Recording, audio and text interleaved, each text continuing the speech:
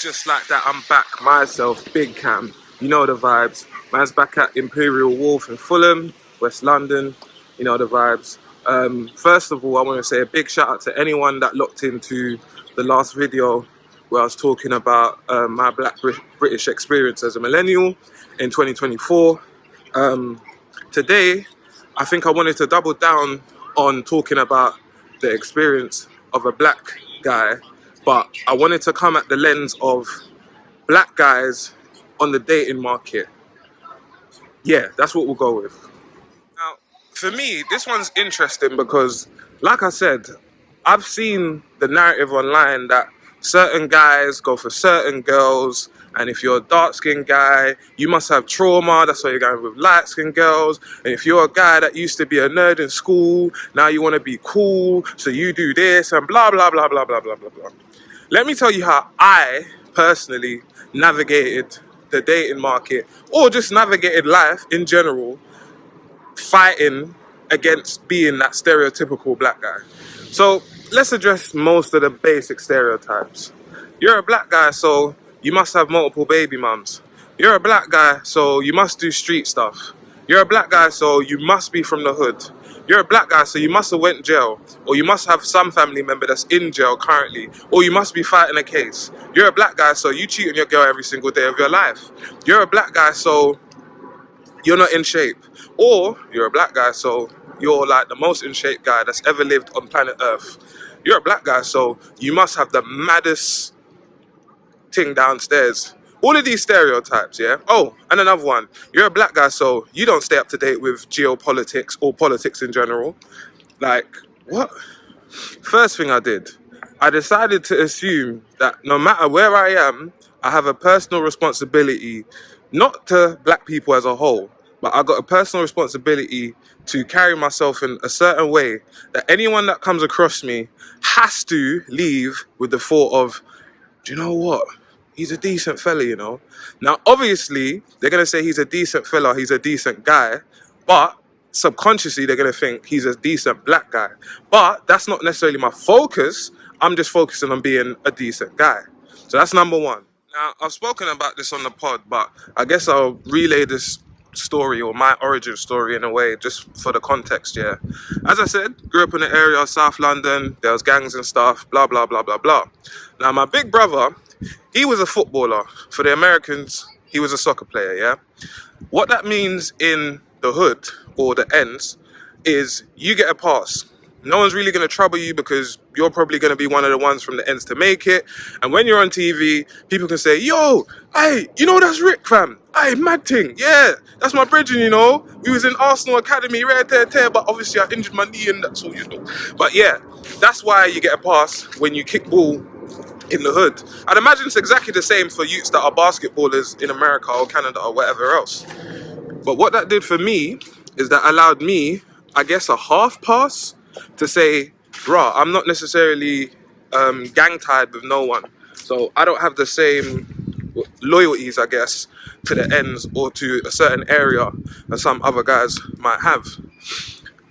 On top of that, one of the things that I realized that you have to do to separate yourself is you have to do everything that everyone that's in your circumstance or your background would do. You have to do everything opposite to that. So I clocked most people around me, they're not really reading like that. And if they are reading, they're not really reading books that are really far out of their comfort zone, I would say. Even currently right now, I'm reading The Psychology of Money. I'm literally trying to educate myself down to the T on how money works. At the moment, it's not that easy, but, you know, we move. Outside of that, fitness-wise, as I said, my brother was a footballer, so I'm taking heed from that, and I'm saying, do you know what? I need to make sure that my fitness is on point. Plus, when I walk around, I want to be confident. I'm naturally a big guy, as you can see, stocky, you know the vibes. But I still have to put the work in. I train about 4 or 5 times a week, and don't worry, I'm still getting back to the point of black guys and the stereotypes. One thing I've clocked is a lot of us, myself included, we get comfortable when we get in our relationships. So the relationship weight creeps up on you. But as a black guy, or myself anyway, man had to say, do you know what? Even if sometimes my missus wants to sleep in, or even if everyone else wants to go out later or red tear tear, I've got to make sure that I make time myself in my own schedule, 45 minutes, half an hour, and I still get them workouts in so that I can walk around with my chest high and my confidence at a certain level. Once again, having kids.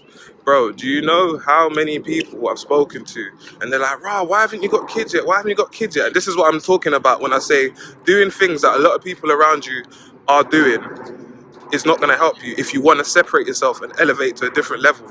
Bro, I've consciously said I'm not having kids until I feel like I can provide a different lifestyle and a better lifestyle than the one that I was given by my own parents and my own family. It's what's the best way to say it? A lot of black guys are very emotional and impulsive, obviously because they were brought up by their mums. I'm fortunate enough that I was brought up by my dad at least up until my teenage years. And then after that, kind of had to take the role in that, you know the vibes. Then lastly, as I said, the street stuff, the hood stuff. Don't get it twisted. I love coming from where I come from, and I love the things that I experienced because it shaped me to be the person I am. I appreciate the street smarts that I have because of it, yeah. But very, very, very, very early, I made a conscious decision, as I said, to not follow what everyone else is doing. Um,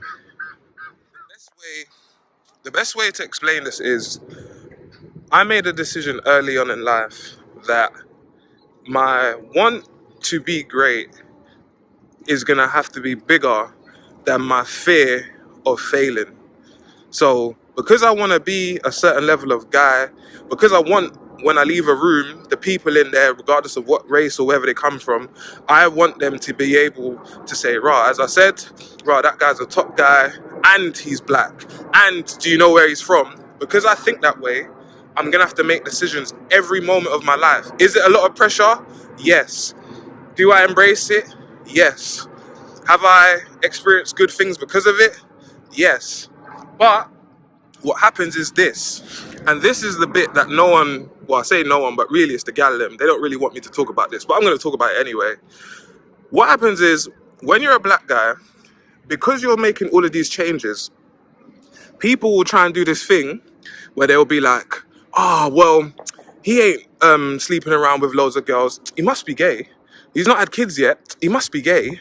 Ah, what? He's got a load of money. Legitly, he's got a load of money. Ah, well, clearly he's doing street stuff. Like, there's no way that he's smart enough, intelligent enough to maneuver his way in life, get money legitly, a decent amount of money to know, yeah, he's obviously got money.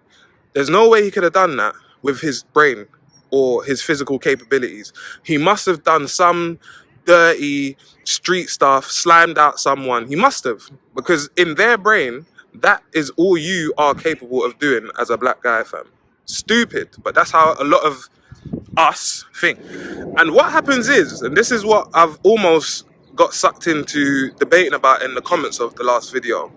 What happens is, me, myself, I find the missus that I have who appreciates me for me, allows me to be me. She lets me fart when I want to fart. She doesn't say to me, "Oh my gosh, your YouTube channel hasn't got 1,000 subscribers yet. You need to stop doing YouTube and get a real job," even though I've obviously got a real job. But she's not there discouraging me from doing the things that I want to do. From what I've seen, from my experience, a lot of guys, I guess not just black, but I'm talking obviously more from the black experience, you know, I guess the hood experience, whatever. A lot of us get sucked in, as I said, to doing things to appease and impress these chicks that actually, they're broke, fam. Like, you don't know this, but you don't know that they just took out bare loans, they took out bare credit cards, like they financed bare stuff, and actually, they don't really have any money. Like, these chicks, I'm saying, that you're trying to impress. But because of the fact that they want that rapper, as I said, street guy lifestyle, now you, and even me at times, are getting sucked in to thinking that that's what you have to do to get these chicks. When really, these chicks are actually the bottom of the barrel. Like, all right, this is the way I think. I think in my head, in 5 years' time, maybe 10 years' time, if I'm in like some mad corporate meeting or I'm doing business or I'm at some I don't know, banquet or something mad like that, yeah, could I have my missus around? Would she fit in? Would she be able to talk to these people? Or is she going to stick out like a sore thumb and be the mad ratchet chick that everyone looks at and goes, gosh, who the hell brought her in? Do you know what I mean? Like, that's how I think. So, because I think like that, I've had to be a certain way. And as they say, your missus is a reflection of yourself. So, obviously, when I'm stepping out comfortably.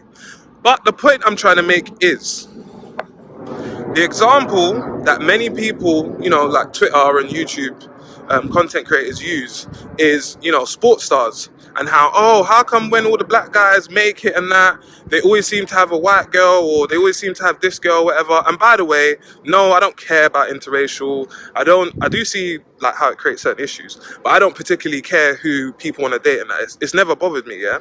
But what happens is people say, oh my gosh, look, he's a coconut. Or as the British would say, we would say you're a bounty. Like, people would say that basically you're a white person in a black person's body because you've chosen either a white girl or a mixed girl, yeah? But what they don't understand is that girl probably didn't do nothing else other than play the game in terms of humbling herself, knowing her position, and allowing her man to develop and to basically improve and not feel the pressure of needing to make it by this weekend.